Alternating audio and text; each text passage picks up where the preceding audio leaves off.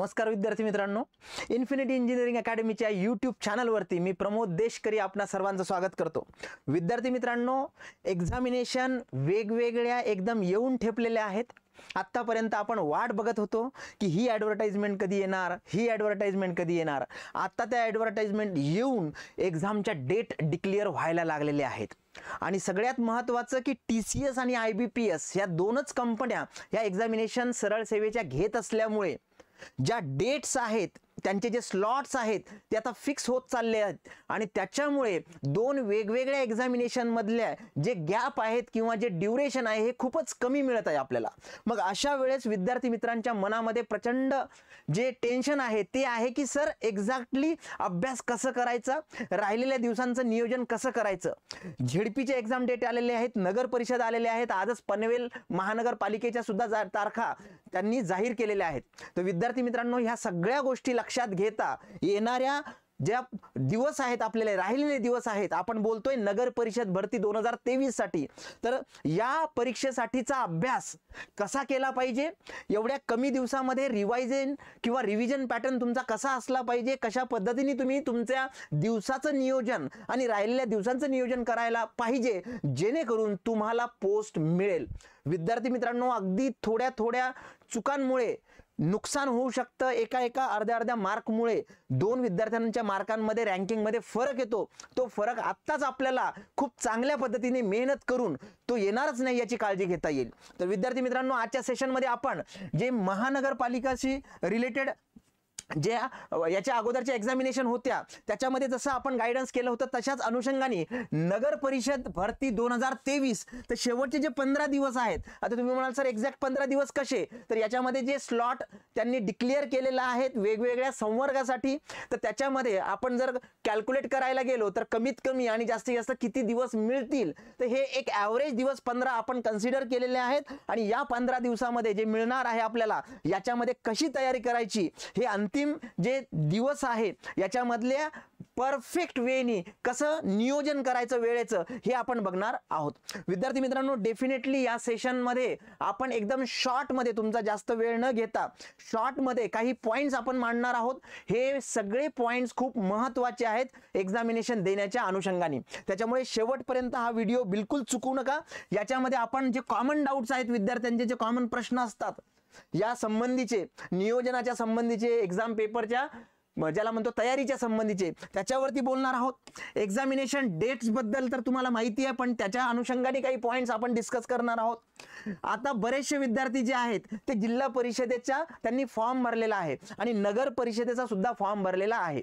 Okay, अशा वेळेला दोन्ही परीक्षेचा अभ्यास करताना, कारण जिल्हा परिषद अगोदर होणार आहे, नगर परिषद त्यानंतर होणार आहे, तर अशा अनुषंगाने कॉमन अभ्यास कसा करायचा, हाऊ टू हँडल ZP आणि NP at a same time, याच्याबद्दल बोलणार आहोत।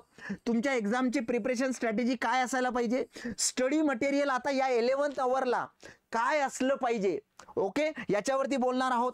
तसेच काही महत्त्वाच्या टिप्स मी तुम्हाला देणार आहे की ज्या नगर परिषदेच्या परीक्षेसाठी खूप उपयुक्त ठरणार आहे। ओके, त्याच्या व्यतिरिक्त टाइम मॅनेजमेंट कसं करायचं आणि काय करायला पाहिजे आणि काय करायला नको या शेवटच्या दिवसांमध्ये याच्याबद्दल आपण बोलणार आहोत।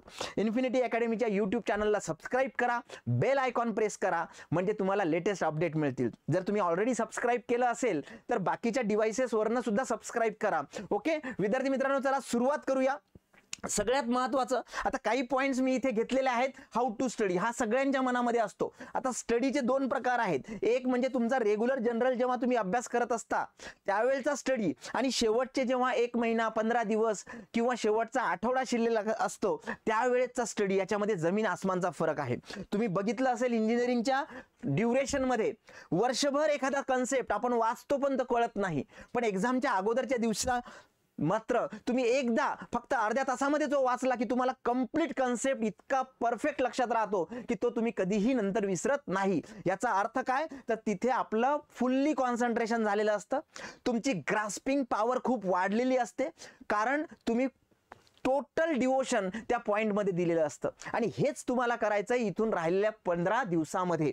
तर विद्यार्थी मित्रांनो, फुल्ली फोकस करायचं आहे. कशा पद्धतीने करायचा स्टडी ते आपण डिस्कस करणार आहोत. How to attempt ZP and नगर परिषद आणि आत्ताच आलेले पनवेल म्युनिसिपल कॉर्पोरेशनची एक्झामिनेशन, ह्या सगळ्या हँडल कशा करायच्या, कारण प्रत्येकाचा पॅटर्न जो आहे एक्झामिनेशनचा तो जाणून घेणं इथे आवश्यक आहे. आणि एकाच अभ्यासामध्ये कसं आपल्याला मॅक्सिमम 3ही एक्झाम कव्हर करता येतात हे आपण बघणारच आहोत. त्याच्या व्यतिरिक्त तुमचे काही स्पेसिफिक सजेशन्स असतील, काही कमेंट्स असतील, काही क्वेश्चन्स असतील तर ते सुद्धा कमेंट सेक्शन मध्ये टाका. नक्कीच आम्ही तुमच्या प्रत्येक प्रश्नाचं उत्तर देऊ. ओके, तर विद्यार्थी मित्रांनो, हे कॉमन डाऊट्स होते. आता सगळ्यात महत्त्वाचं, एक्झामिनेशनच्या ज्या तारखा आहेत त्या जाहीर झालेल्या आहेत, पण त्यांनी तो स्पॅन दिलेला आहे.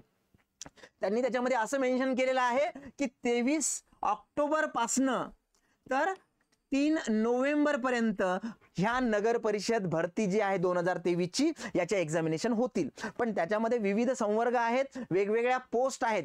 त्याच्यामुळे ही जी पोस्ट आहे, ज्याला अगोदर सिटी इंजिनियर म्हणायचे आणि आता त्यांनी सिव्हिल इंजिनियर त्याला म्हटलेलं आहे, स्थापत्य अभियंता. आता या पदासाठी कधी एक्झाम नेमकी डेट कुठली असेल, किती स्लॉट्स असतील, शिफ्ट्स असतील का, हे अजून काही आलेलं नाही. अपडेट जे आहेत ते नक्की फक्त त्यांनी त्या स्पॅन दिलेला आहे. मग अशा वेळेस तुम्ही लक्षात घ्या विद्यार्थी मित्रांनो, जर बघायचं झालं तर 25 तारखेपासून आपण मेन्शन केलेलं आहे. त्याच्यामध्ये इथे 23 म्हणजे त्याच्या अगोदरच्या काही तारखा येतील आणि त्याच्यानंतर इथे दुसऱ्या ज्या नोव्हेंबर महिना आहे याच्यामधले 3 दिवस जे आहेत हे आपल्याला तो स्लॉट आहे.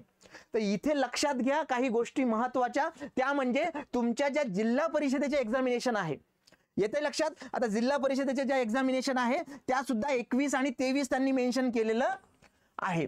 मग अशा वेळेस लक्षात घ्या स्पेसिफिकली हे जे आहे हे 25 आहे, तर 23, 21 आणि 23 ह्या जिल्हा परिषदेचे एक्झामिनेशन होणार. म्हणजे नगर परिषदेच्या अगोदर तुमच्या जिल्हा परिषदेचे एक्झामिनेशन असतील. बरेचसे विद्यार्थी जिल्हा परिषदेचा अभ्यास आता करतायत, कारण त्यांनी तर वेगवेगळ्या जिल्ह्यांच्यासाठी सुद्धा फॉर्म भरलेले आहेत. 34 जिल्हे असतील किंवा अजून जास्त जिल्हे असतील. तर इथे सुद्धा लक्षात घ्यायचं आहे तुम्हाला की याच्या अगोदर तुम्हाला झेडपी वरती फोकस करायचा आहे. म्हणजे जे विद्यार्थी झेडपीचाही फॉर्म भरलाय, नगर परिषदेचा फॉर्म भरलाय, तर त्यांना डेफिनेटली आता कॉन्सन्ट्रेशन करायचं आहे जिल्हा परिषदेवर. त्याच्यामुळे याच्यामध्ये त्यांनी कशा पद्धतीने अभ्यास करायचा हे आपण बघणार आहोत. आता बघा, कमीत कमी म्हणजे त्यांनी जो स्लॉट दिलाय 25 ऑक्टोबर ते 3 नोव्हेंबर असा स्लॉट दिलाय नगर परिषदेने त्यांच्या एक्झामिनेशनचा. इथे एक लक्षात घ्या, आपण असं कन्सिडर करूया की लवकरात लवकर एक्झामिनेशन जर तुमच्या संवर्गासाठी 25 ऑक्टोबर असेल तर तुमच्याकडे एक 13 दिवस अवेलेबल आहेत. आणि असं कन्सिडर करूया की लास्ट डेज वरतीच तुमची एक्झामिनेशन झाली त्या पोस्टसाठी.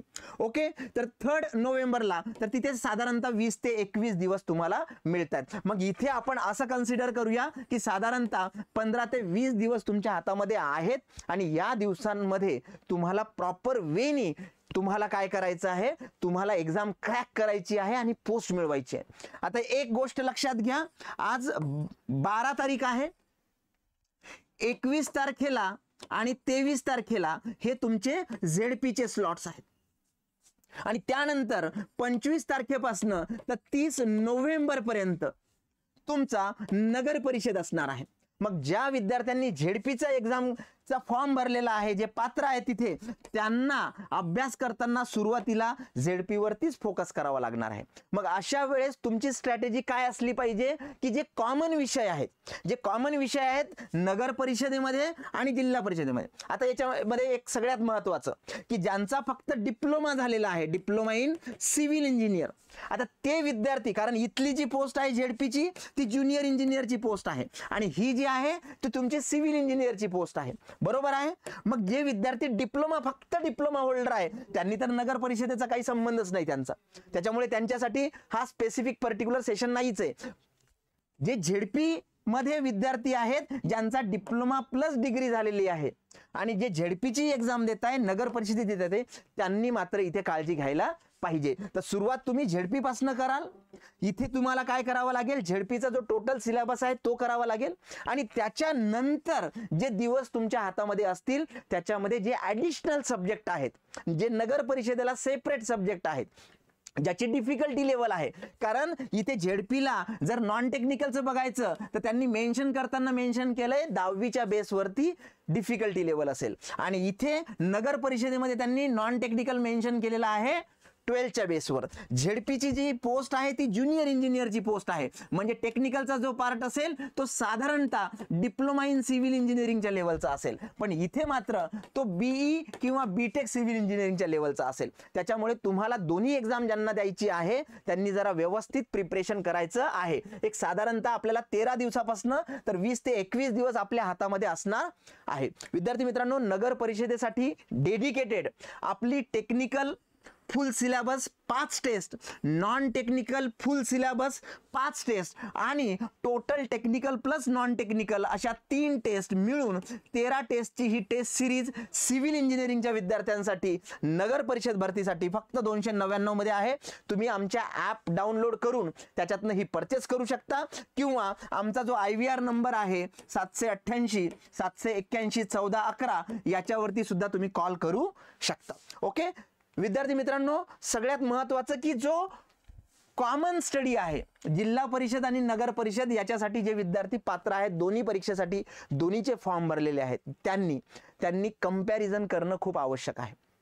त्यांनी कंपॅरिझन काय करायचं आहे इथे, तर सगळ्यात महत्त्वाचं जाणून घ्यायचं आहे की पॅटर्न काय आहे. आता इलिजिबिलिटी तर काही गरज नाही आपल्याला, सरळ सरळ आपल्याला माहिती आहे की जे विद्यार्थी BE ग्रॅज्युएशन आहे ते नगर परिषदेसाठी पात्र आहेत, त्याच्यामुळे ते विद्यार्थी तिथे क्वालिफाय आहेत. इथे लक्षात घ्या की जो पॅटर्न आहे तो पॅटर्न 40 आणि 60चाच आहे. तर 60 म्हणजे नॉन टेक्निकल आणि टेक्निकल 40. आता 60 मध्ये परत त्यांनी काय केलेलं आहे 15 मार्क इच असे जे नॉन टेक्निकल मराठी असेल, इंग्लिश असेल, ॲप्टी रिझनिंग असेल आणि GS असेल असं त्यांनी त्याच्यामध्ये बायफर्केशन केलेलं आहे. तर हे लक्षात घ्या, हे कशासाठी कामी येईल, कारण हाच पॅटर्न जिल्हा परिषदला आहे आणि हाच पॅटर्न तुमचा नगर परिषदला सुद्धा आहे. त्याच्यामुळे तुम्हाला त्याचा फायदा होईल थोडासा, की अभ्यास तुम्हाला कॉमनली करता येईल. प्रश्न तिथेच आहे की जिथे सेपरेट काही वेगळे सब्जेक्ट आहेत, ॲडिशनल सब्जेक्ट आहेत नगर परिषदेसाठी, ते आपल्याला लक्षात घ्यायचे आहेत. कुठले आहेत ते नक्कीच आपण बघू. ओके विद्यार्थी मित्रांनो, जी लेवल आहे ती जाणून घ्या. इथे 10th इथे 12th मी आताच तुम्हाला सांगितलं, आणि जे लेवल ऑफ टेक्निकल आहे नॉन टेक्निकलसाठी ही लेवल, पण टेक्निकलसाठी जी आहे ती इथे डिप्लोमा डिग्रीचे, कारण IBPS घेऊ शकतं.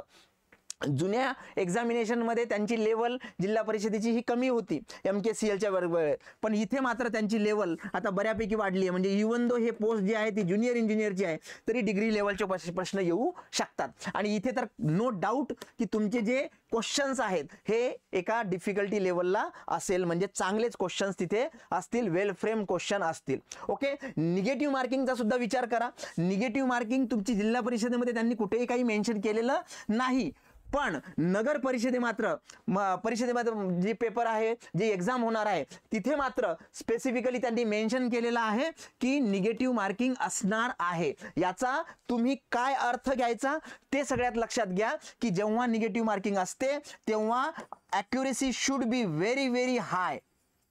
अटेम्प्ट कमी असला तरी चालेल, पण मग तुम्ही म्हणाल सर अटेम्प्ट कमी असला म्हणजे चालेल म्हणजे सॉल्वच नाही करायचं का? नाही.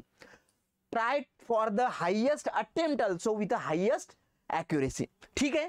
आता याच्यामध्ये बघा, जे विद्यार्थी दोन्ही एक्झाम देणार आहे त्यांनी 21 आणि 23 यामध्ये ज्या दिवशीपर्यंत त्यांची झेडपीची एक्झाम आहे त्या दिवसपर्यंत फुल्ली फोकस ठेवा तुम्ही जिल्हा परिषदेवर.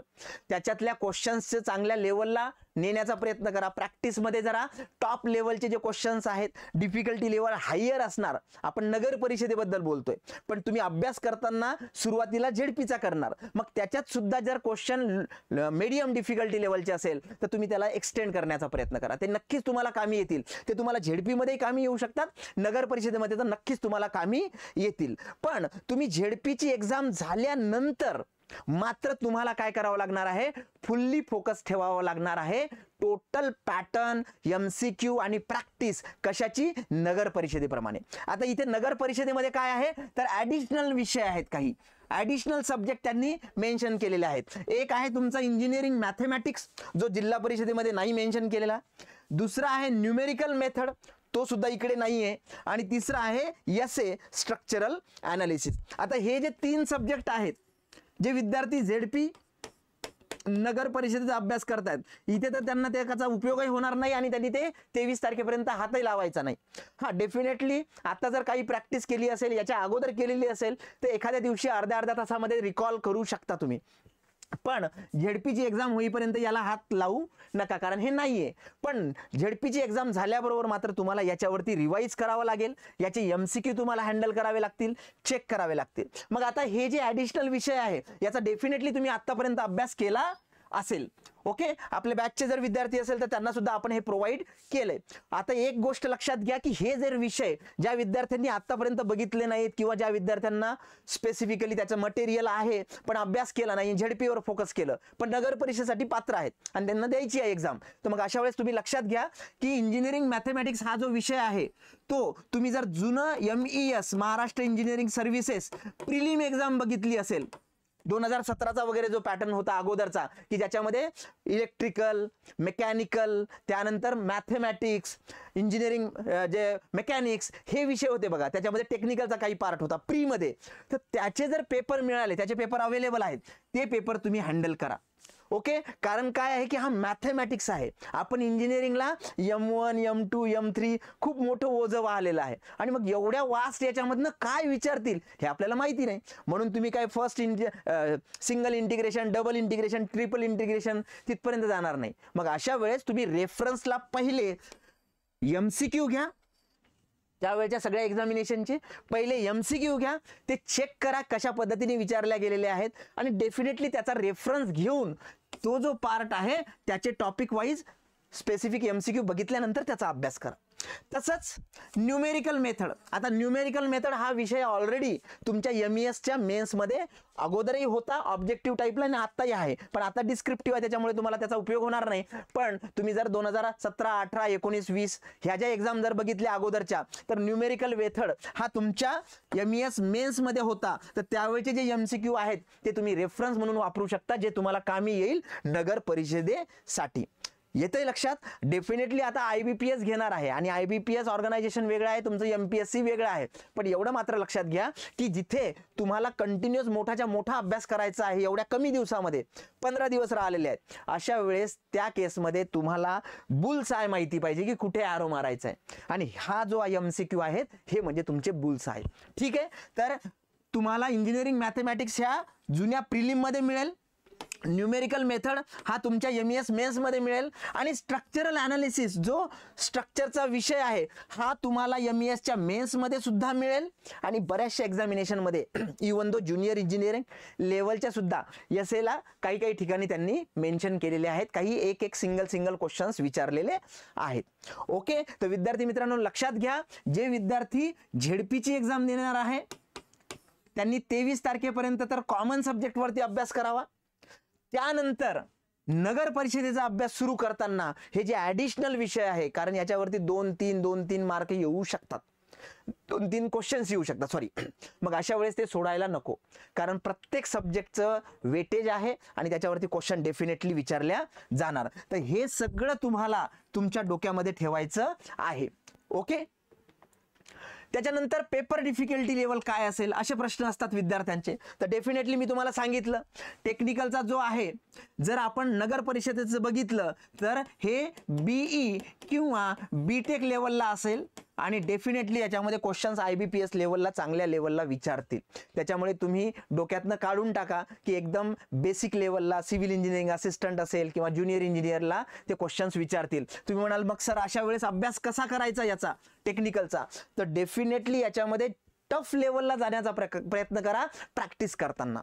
म्हणजे असं नाही की काही एकदम सोपे प्रश्न आपण घेतोय आणि त्याच्यामध्ये 100% ॲक्युरेसी येते, 100% मार्क मिळत आहेत, पण त्याच्या वरच्या लेवलला सुद्धा जाऊन जर काही क्वेश्चन्स मिळाले तुम्हाला, मग ते गेट मधले सिंगल लाइनर क्वेश्चन असेल, ESE मधले असेल किंवा अजून SSC JEE मधले असेल, चांगल्या लेवलचे क्वेश्चन्स हे तुम्हाला इथे बेनिफिशियल ठरू शकतात, जे तुम्हाला त्याच्यामध्ये एक्झाममध्ये प्रॅक्टिस करताना, त्या एक्झामची प्रॅक्टिस करताना तुम्हाला बेनिफिशियल होईल. कारण तेच जर एक्झाम इवन दो काही MCQs हे तुमच्या रेफरन्स बुकमध्ये वगैरे दिलेले असतात, तिथले MCQ सुद्धा तुम्ही करा. ही लेवल BE BTechची आहे.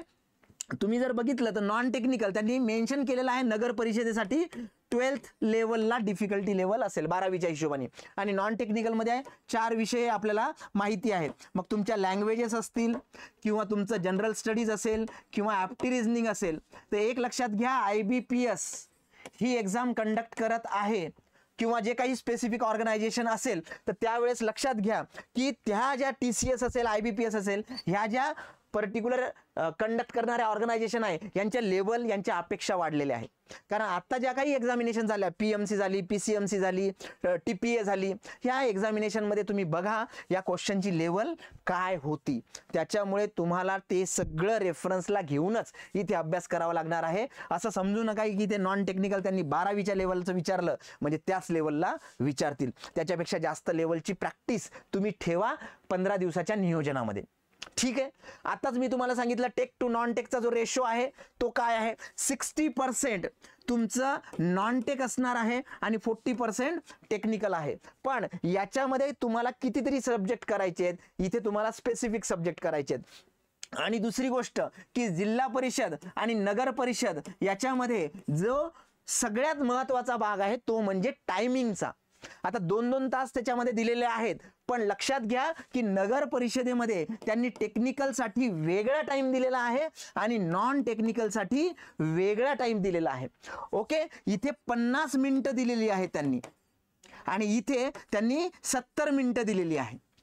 आणि सगळ्यात महत्त्वाचं, तुम्ही टेक्निकलचा जो टाइम आहे तो नॉन टेक्निकलला नाही वापरू शकत आणि नॉन टेक्निकलचा जो टाइम आहे तो टेक्निकलला वापरू शकत नाही, असं त्यांनी त्याच्यामध्ये मेन्शन केलेलं आहे. त्याच्यामुळे बेसिकली बऱ्याचशा विद्यार्थी मित्रांना असं वाटतात की मी टेक्निकलचे फास्ट सोडवतो आणि मग नॉन टेक्निकलला जातो जेणेकरून मला वेळ मिळेल, किंवा नॉन टेक्निकलचं काय आहे, नॉन टेक्निकलचं मी एका स्पेसिफिक स्पीडमध्ये करतो आणि तो जो टाइम आहे तो मी टेक्निकलमध्ये वापरू शकतो. तर असं तुम्हाला वापरता येणार नाहीये. त्याच्यामुळे तुम्ही टेस्ट देताना, प्रॅक्टिस करताना हे आयसोलेटच ठेवा, हे आयसोलेटेड ठेवा. दुसरी गोष्ट महत्त्वाची ही आहे की इथे निगेटिव्ह मार्किंग आहे.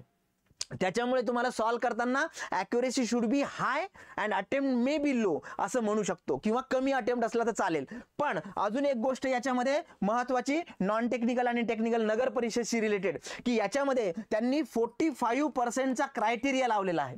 मिनिमम मार्क, मग तुम्ही कुठल्याही कॅटेगरीचे असाल, मिनिमम मार्क 45% पाहिजे सेपरेट. या टेक्निकलमध्ये सेपरेट तुमचे टेक्निकलचे कन्सिडर होणार 45% आणि हे 70 तुमचे वेगळे होणार. ह्या सगळ्या गोष्टी आपल्याला स्टडी करताना, नियोजन करताना तुम्हाला माहिती असल्या पाहिजे. येते लक्षात स्पेसिफिकली किती 45% होतात तुमचे टेक्निकलचे आणि नॉन टेक्निकलचे, तर 40 क्वेश्चन हे तुमचे टेक्निकलचे आहेत आणि नॉन टेक्निकलचे 60 क्वेश्चन्स आहेत.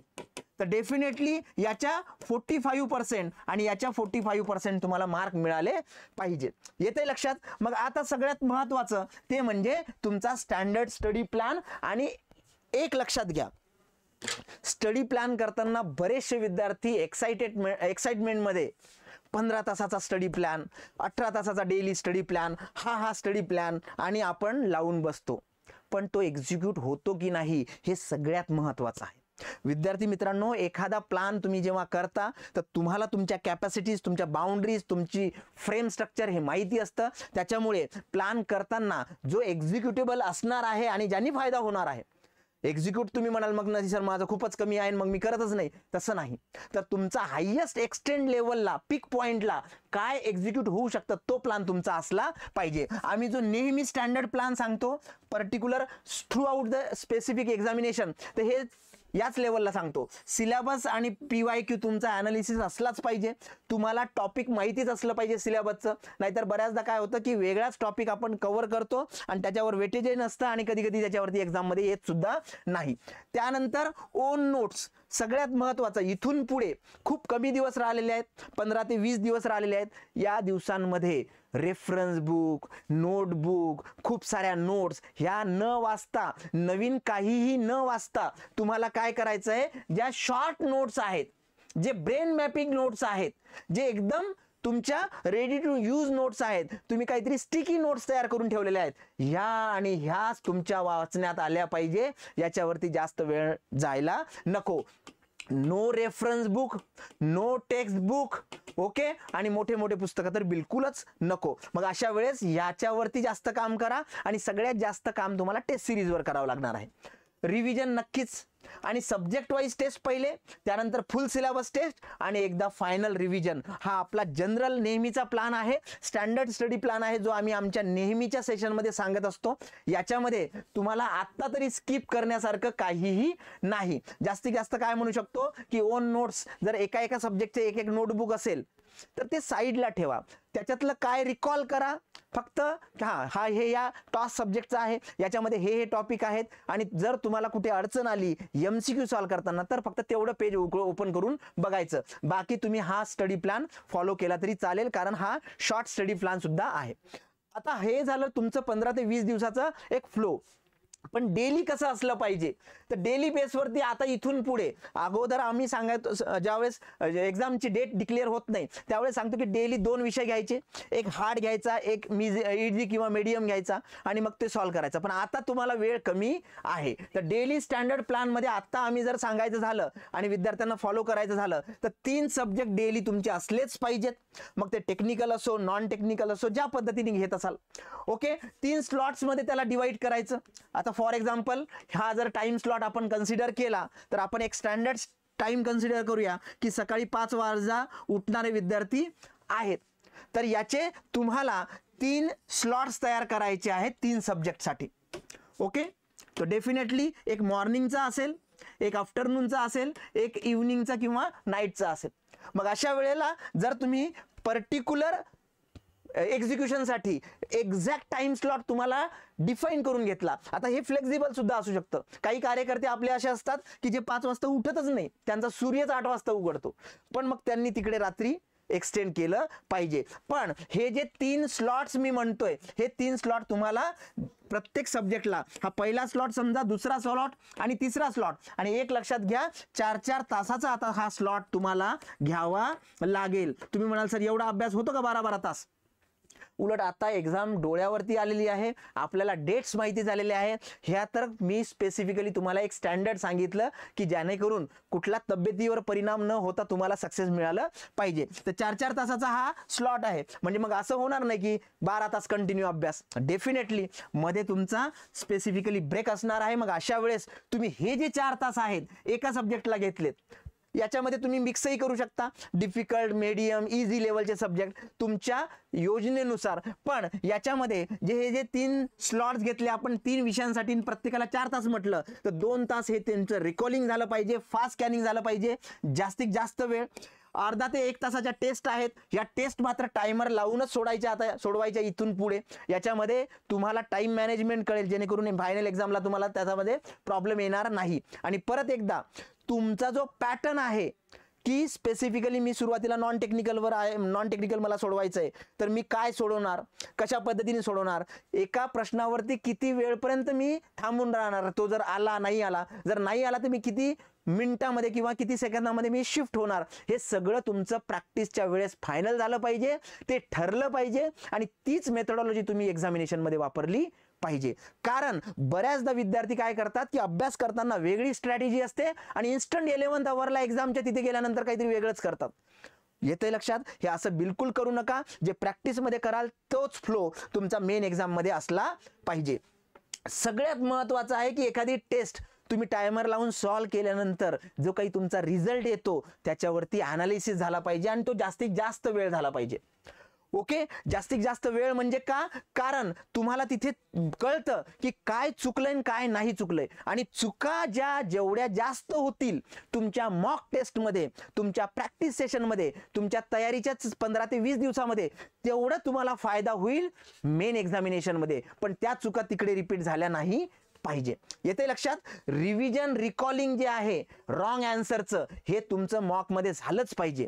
काय चुकलंय, का चुकलं, एवढं इझी होतं तेच का चुकलं, बरोबर आहे, पण हा डिफिकल्टच क्वेश्चन होता तरी का चुकला, मग त्याच्यामध्ये काय असलं पाहिजे, माझं काय चुकलं, ह्या सगळ्या गोष्टी तुम्हाला तिथे परफेक्ट आल्या पाहिजे. तर बघा 3 सब्जेक्ट डेली तुम्ही घेऊ शकता. आता तुम्ही म्हणाल सर आमचा पॅटर्न वेगळा आहे, आम्ही 5 सब्जेक्ट घेतो. काही म्हणाल नाही सर आम्ही काय करतो 2च सब्जेक्ट घेतो. That is not an specific particular problem. पण जे घेताय ते एक्झिक्यूट झालं पाहिजे आणि ते त्याच पद्धतीने परफेक्ट राहिलं पाहिजे, हेच मला सांगायचं आहे. मग तुम्ही 3 स्लॉट करा, 2 स्लॉट करा, 4 स्लॉट करा, पण तुम्हाला सुटेबल असणारा आणि परफेक्शन असणारा. ओके, नुसतं 12 तासाचं प्लॅनिंग केलं झालं काहीच नाही, हे बिलकुल होऊ नये. ओके, सगळ्यात महत्त्वाचं रिव्हिजन, रिकॉलिंग आणि रॉंग आन्सरवरती तुम्हाला खूप मेहनत घ्यायची आहे, जेणेकरून तुम्हाला प्रॉब्लेम यायला नको. TCS IBS रेफरन्स MCQ जे आहेत रिलेव्हंट टॉपिकच्या, आता बघा खूप साऱ्या एक्झामिनेशन झाल्या, खूप साऱ्या एक्झामिनेशन, आणि त्या TCS किंवा IBPS ने घेतल्या. याच्या स्पेसिफिकली काही पर्टिक्युलर एक्झामिनेशनच्या तुम्हाला ज्या शीट्स आहेत, ज्याला म्हणतो आपण की रिस्पॉन्स शीट, त्या अवेलेबल आहे. रिकॉलिंगचे क्वेश्चन्स अवेलेबल आहे, सगळं अवेलेबल आहे. नॉन टेक्निकलसाठी सगळ्यात चांगलं टूल ते आहे की हे काय विचारतात. जसं आत्ता जिल्हा परिषदेमध्ये एक्झाममध्ये स्पेसिफिकली जे बाकीचे पोस्ट आहेत त्याच्यासाठी तुम्ही प्रश्न बघा, ज्या जिल्ह्यामधनं तुम्ही फॉर्म भरला आणि ज्या जिल्ह्याची एक्झाम तुम्ही देताय त्याचा कलेक्टर विचारलाय, त्याचा पालकमंत्री विचारलाय, बरोबर आहे, हे GS चे पार्ट आहे. तर हे तुम्हाला बेंचमार्क आहे, खूप उपयोगाचं ठरणार आहे तुम्हाला. त्याच्यामुळे ती तलाठीची एक्झामिनेशन होती आणि मी कशाला बघू त्याचं ॲनालिसिस किंवा त्याचं ज्याला म्हणतो रिस्पॉन्स शीट किंवा क्वेश्चन पेपर ॲनालिसिस नाही, ते तुम्हाला काही ना काहीतरी फायदा नक्की मिळवून देतील. येते लक्षात. हा तुमचा डेली प्लॅन असला पाहिजे आणि टाइम स्लॉट जर करायचा झाला तर सकाळी 5 वाजता उठणारे जर कोणी कार्यकर्ते असतील तर 5 ते 7 हे 2 तासाचं तुमचं रिकॉलिंग रिव्हिजन चांगलं होतं. 7:30 पर्यंत नक्की तुम्हाला थोडासा ब्रेक घ्यावा लागणार. ओके, तर त्याच्यानंतर तुम्ही 7:30 ला जरी सुरू केलं तर 1 तासामध्ये किंवा अर्ध्या तासामध्ये जसे अवेलेबल आहे तशा टेस्ट द्यायच्या. त्यानंतर ॲनालिसिस हा केलाच पाहिजे. तर हे जर आपण 4 तास एका पेपरसाठी म्हटलं, एका सब्जेक्टमध्ये म्हटलं, तर असे 3 सब्जेक्ट तुमचे डेली जर झाले तर आणि तरच एवढ्या कमी दिवसामध्ये तुम्हाला चांगल्या पद्धतीने तिथे काम करता येईल. सगळ्यात महत्त्वाचं, स्टडी मटेरियल या लेवलला 2च वापरायचे. एक तर तुमच्या टेस्ट सिरीजमध्ये सब्जेक्ट वाईज, आणि दुसरी फुल सिलेबस टेस्ट, आणि दुसरं हँड रिटन नोट्स. तेही मी तुम्हाला सांगितलं की डिटेल नोट्स नाही, शॉर्ट नोट्स, हे याच्यावरती फोकस करा. ओके विद्यार्थी मित्रांनो, आता काही महत्त्वाचे काही पॉईंट्स, टिप्स मी तुम्हाला सांगणार आहे. इम्पॉर्टंट टिप्स बघा, कारण नगर परिषदेची एक्झाम आणि झेडपीच्या एक्झाममध्ये थोडासा फरक आहे, तर ते जाणून घ्या. सगळ्यात महत्त्वाचं की जिल्हा परिषद आणि नगर परिषद जे कॉमन सब्जेक्ट आहेत ते आत्ता सुरू करा. जे विद्यार्थी दोन्ही परीक्षा देणार आहेत त्या विद्यार्थ्यांसाठी हे आहे की जे कॉमन सब्जेक्ट आहे, टेक्निकलचे असो नॉन टेक्निकलचे असो, ते विषय पहिले करा. नगर परिषद परीक्षेसाठी असलेले वेगळे विषय जिल्हा परिषद एक्झाम झाल्यानंतर रिवाइज करा. कारण झेडपीमध्ये ते नसणार. जसं मी आता सांगितलं, इंजिनिअरिंग मॅथमॅटिक्स आहे, न्यूमेरिकल मेथड आहे, स्ट्रक्चरल ॲनालिसिस आहे, हे नाही आहे झेडपीमध्ये. तर ते कधी रिवाइज करायचे, ते झाल्यानंतर. आता त्यांना हात लावू नका. कुठून मिळतील तुम्हाला त्याचे क्वेश्चन्स, कुठून मिळतील हे सुद्धा मी तुम्हाला सांगितलं या सेशनमध्ये. ठीक आहे, झेडपी दिलेल्या विद्यार्थी मित्रांनी डायरेक्ट MCQ प्रॅक्टिस सुरू करा. ज्या विद्यार्थ्यांनी झेडपीची दिली आहे याचा अर्थ त्यांची prior revision, subject wise revision ही झालेली आहे. तर त्याच्यानंतर फक्त ते 3 ॲडिशनल सब्जेक्ट आणि नुसतं टेस्ट सिरीज द्यायच्या. जास्तीत जास्त टेस्ट देण्याचा प्रयत्न करा, प्रॅक्टिस करा. येते लक्षात. आणि नॉन टेकच्या प्रश्नांची पातळी 12th निगडीत आहे ती जाणून घ्या. मी तुम्हाला आत्ताच सांगितलं, आत्ता ज्या काही एक्झामिनेशन झाल्यात, असं नाही की काहीतरी 10वीच्या लेवलची होती बाबा तलाठी भरती म्हणून नाही. तुम्ही ते सगळे रेफरन्स घ्या. पण इथे 12th रिलेटेड जर काही पोस्टसाठी त्यांनी एखादी एक्झाम घेतली असेल तर त्याचे नॉन टेकचे क्वेश्चन्स खूप महत्त्वाचे तुम्हाला फायदेशीर होणार आहे. नगर परिषदेमध्ये निगेटिव्ह मार्किंग आहे. त्याच्यामुळे जसं नेहमी सांगतो की निगेटिव्ह मार्किंग असेल तर तुमची ॲक्युरेसी ही 100%च असली पाहिजे. अटेम्प्ट तुमचा 100% तुम्ही असं इन्सिस्ट करू नका की नाही मला सगळे 100 प्रश्न सोडवायचे, राहू द्यात, कोणाला जमणार नाही. पण हायेस्ट ॲक्युरेसी म्हणजे 100% ॲक्युरेसी असलीच पाहिजे. अटेम्प्ट वरती थोडंसं ॲडजस्ट करा. येते लक्षात. तर निगेटिव्ह मार्किंग आहे, ॲक्युरेसी वरती भर द्या. अटेम्प्ट थोडा कमी झाला तरी चालेल. मग तुम्ही म्हणाल सर आम्ही 40च प्रश्न सोडवतो पण एकदम 100% नाही, बाकीच्या प्रश्नाला तुम्हाला प्रयत्न करावेच लागतील. टेक्निकल आणि नॉन टेक्निकलसाठी वेगवेगळी वेळ असल्यामुळे दुसऱ्या सेक्शनचा वेळ वापरता येणार नाही. मी तुम्हाला तेच सांगितलंय. 40 प्रश्न जे आहे टेक्निकलचे त्याचा वेळ वेगळा आहे आणि 60 प्रश्न जे नॉन टेक्निकलचे आहेत त्याचा वेळ वेगळा आहे. हे 50 मिनिटं आणि हे 70 मिनिटं वेगवेगळे आहेत. तुम्हाला हे 70 मिनिटं याच्यासाठीच वापरायचे आहेत आणि तुम्हाला हे 50 मिनिटं या टेक्निकलसाठीच वापरायचं आहे. याच्यातलं त्याच्यात किंवा त्याच्यातला याचात वेळ वाचवता येणार नाही किंवा देता येणार नाही. त्याच्यामुळे हे खूप महत्त्वाचं आहे. नॉन टेक्निकल पासून सुरुवात करायची आहे तुम्हाला, तर ह्या सगळ्या गोष्टी महत्त्वाच्या आहेत असं त्यांनी मेन्शन केलेलं आहे.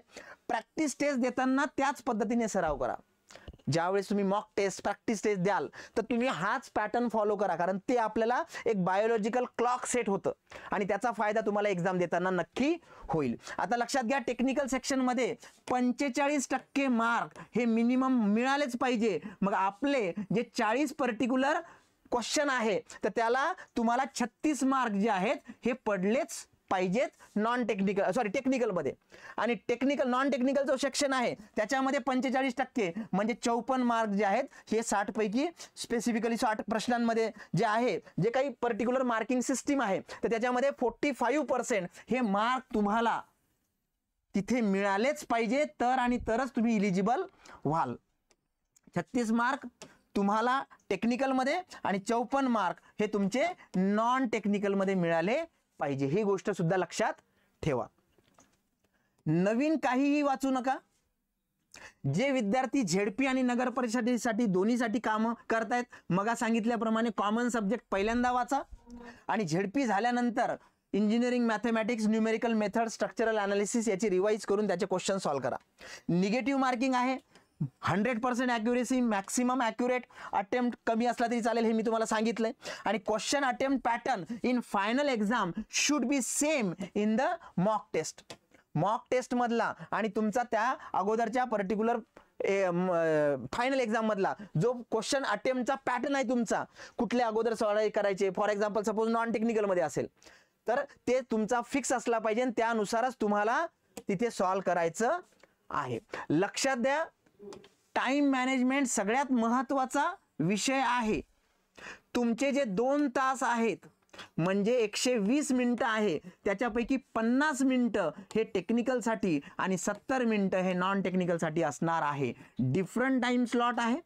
त्याच्यामुळे स्पेसिफिकली प्रॅक्टिस करताना याच पद्धतीने तुम्हाला प्रॅक्टिस करायची आहे. आणि पहिला सेक्शन तुम्हाला नॉन टेक्निकलचा सॉल्व करायचा आहे आणि तुमची बायोलॉजिकल क्लॉक सेट करा. म्हणजे तुमचं ज्यावेळेस हॉल तिकीट येईल त्यावेळेस तुम्हाला स्लॉट कळेल, त्यावेळेस तुमचा शिफ्ट कळेल. तर तुमची शिफ्ट ज्या वेळेला आहे, मग मॉर्निंग असेल तर तुम्ही मॉक टेस्ट देताना मॉर्निंगला देण्याचा प्रयत्न करा. जर तुमची आफ्टरनून सेशनला असेल तर आफ्टरनून सेशन, आणि जर शेवटी असेल इव्हनिंग सेशनला तर त्यावेळेला मॉक टेस्ट ज्या प्रॉपर मॉक टेस्ट आहेत 100 प्रश्नांच्या, हे त्यावेळेला सॉल्व करा, जेणेकरून तुमची बायोलॉजिकल क्लॉक सेट होईल. तर टाइम मॅनेजमेंट खूप महत्त्वाचं आहे.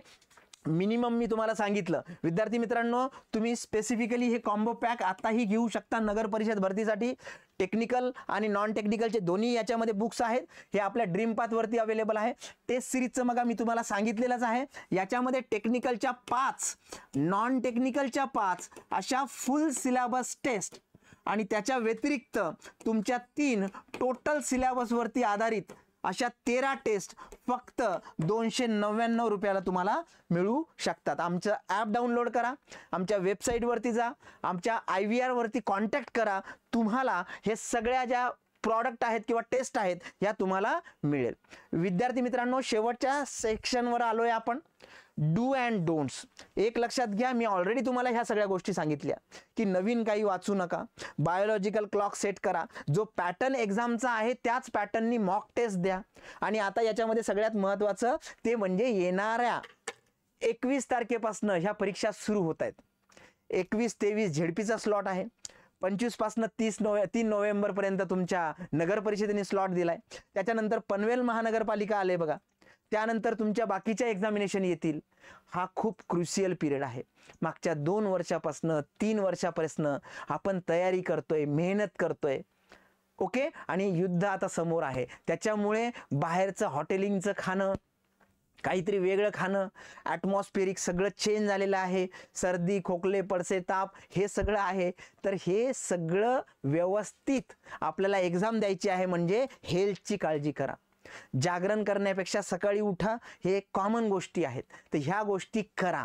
काय करू नका, निगेटिव्ह गोष्टीपासून लांब राहा. व्हॉट्सअप बंद करा. या जगात व्हॉट्सअप नाहीच आहेत असं लक्षात घ्या. टेलिग्राम मात्र वापरा. त्याच्यावरती टेस्ट सिरीज, तुम्हाला क्वेश्चन्स, पोल्स, क्विज हे मिळतात. येते लक्षात. पण एकदम चांगल्या पद्धतीने अभ्यास करा. ट्राय करा की जिल्हा परिषद आणि नगर परिषदेचा अभ्यास कसा कॉमनली एकत्र करता येईल. ओके विद्यार्थी मित्रांनो, तुमचे काहीही प्रश्न असतील, तुमच्या काही शंका असतील, अजूनही तुम्हाला काही गायडन्स किंवा मेंटरशिप हवी असेल तर फ्री मेंटरशिपसाठी इन्फिनिटी अकॅडमी, मानकरवाडा, पत्र्या मारुती चौक, नारायणपेठ, पुणे येथे तुम्ही व्हिजिट करू शकता. ओके लक्ष द्या विद्यार्थी मित्रांनो, कुठलीही तुमची काही क्युरी असेल तर आमच्या IVR वरती कॉन्टॅक्ट करा. आमची टीम इन्फिनिटी तुमच्या प्रत्येक प्रश्नाचं उत्तर देईल. Thank you for joining this session. जर तुम्हाला हे आवडलं असेल तर तुमच्या 5 मित्रांना याची लिंक शेअर करा. आमच्या चॅनलला सबस्क्राईब करा, बेल आयकॉन प्रेस करा आणि जर ऑलरेडी सबस्क्राईब केलं असेल तर अजून वेगवेगळ्या डिव्हाइसेसवरनं सबस्क्राईब करा, म्हणजे असंच प्रेम आमच्यावरती राहील. Thank you very much.